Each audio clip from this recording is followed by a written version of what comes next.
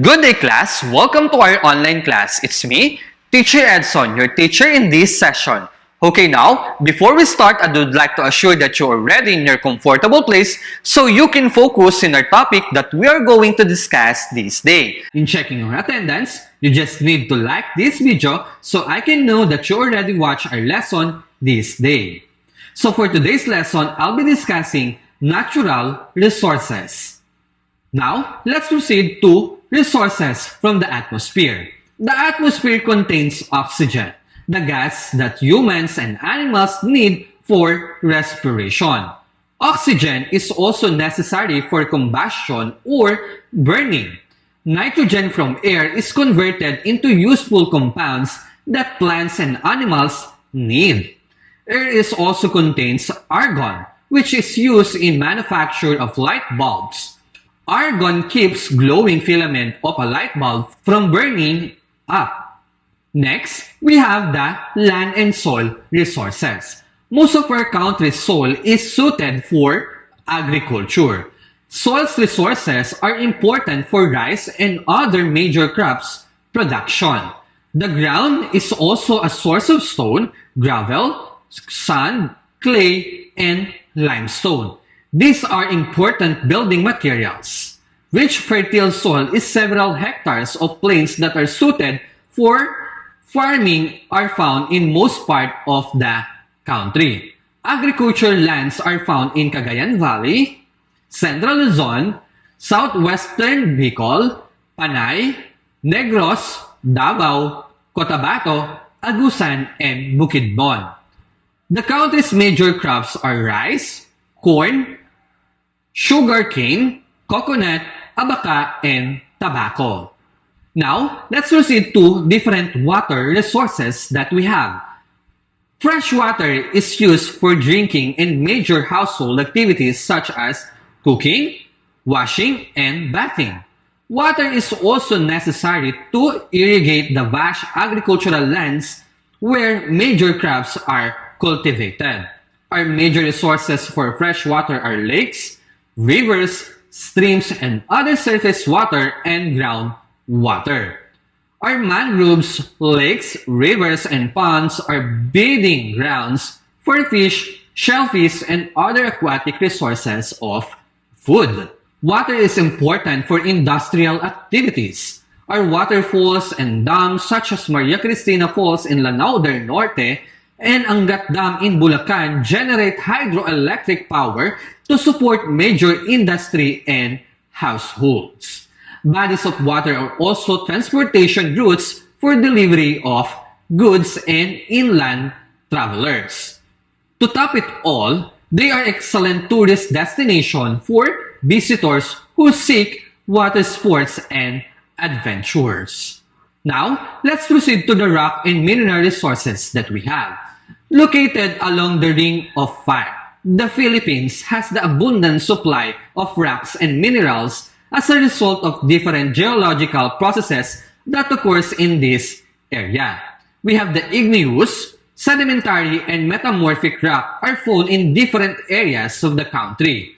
We have granite, a common igneous rock used as a material for construction of buildings and monuments, and it's found in Bulacan, Camarines Sur. Next, we have the limestone, a sedimentary rock used as ingredient for cement and bricks, and it's found in Guimaras Island and Surigao City. We also have the rock salt or the halite, used for seasoning and preventing food is abundant in the country. Mineral resources include metals such as iron, aluminum, copper, and gold. If we say iron is used for making steel bars that serves a framework for building bridges and other infrastructures is abundant in Ilocos Norte, Nueva Ecija, Camarines Norte, and also in Cotabato.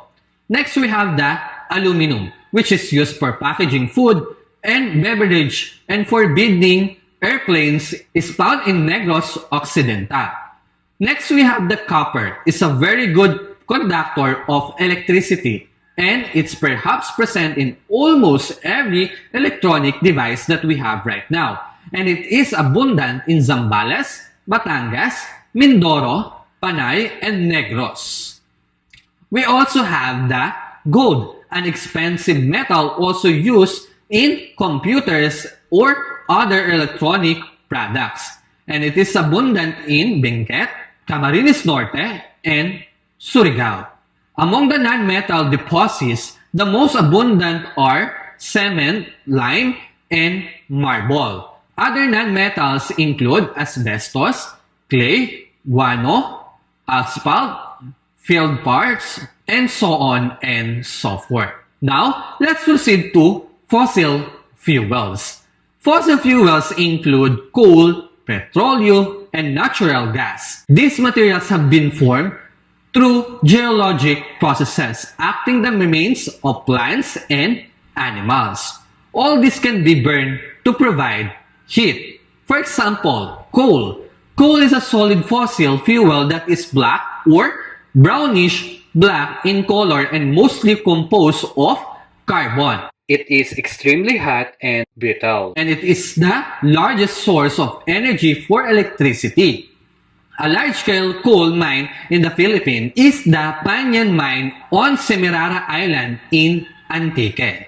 Next, we have the petroleum. It's a liquid fossil fuel which is commonly called crude oil since its mixture of different hydrocarbons. It's also be refined to produce energy sources such as gasoline, diesel, and kerosene. Crude oil is also raw materials for making wax, plastic, fertilizer, and other products. Gasoline is also used as a fuel for automobiles, while kerosene is burned as a source of heat. A big potential site of oil deposit being explored from Davao to Agusan Basin, the Cotabato Basin is Liwasan March. The areas is Sulu and Tawi-Tawi. We also have the natural gas. It also composed of hydrocarbon called methane, which is usually found with oil deposit. Natural gas deposits are usually found above oil deposits. Methane is gas used for cooking and heating. The largest natural gas producer in the country is the Malampaya gas plant in the West Philippine Sea of the northern island of Palawan. Like crude oil, it has to be processed before it becomes useful. Next, let's proceed to renewable and non-renewable resources. Fossil fuels together with minerals and non-renewable natural resources. Non-renewable resources can run out or be exhausted, while renewable resources can be replaced by nature or they can be replenished such as growing trees. For water, there is a water cycle. For air, we have the different cycle of gases in the atmosphere. Energy sources from the sun, wind, water, and the interior of the earth are also available. Since fossil fuels are slowly being exhausted, these alternative sources of energy are now being adopted in some parts of the country. Sunlight is converted into heat that is used for produce electricity. We have two operational solar power plants in the country, the Sipalco or the Cagayan de Oro Photovoltaic Power Plant in Mindanao, and we also have the Sa Cosol in San Carlos, Negros Occidental. Next, we have wind. It's moving air. Its kinetic makes turbines run in Baging Winds Farm in Ilocos Norte and Pililia Wind Farm in Rizal to produce electricity. Heat from the Earth's interior produces steam that is used to make turbines work to generate electricity. Some of geothermal power plants in the country are the Makiling, Banahaw in Laguna, Tiwi in Albay, and Malitbag in southern Leyte. Water from waterfalls or dams this also has a kinetic that can be or that can run turbines. Example, hydroelectric power plants in country are the Mariana Cristina Falls in Iligan City, Lanao del Norte, Angat Dam in North Zagaray, Bulacan, Dinglan Dam in Itogon, Benguet, Pulangi in Masamag, Bukidnon, and Magat Dam in Ramon, Isabela. So those are the different natural sources that we can find out here in the Philippines. So that's all for today for our discussion. Hope you have learned something from it. Thank you.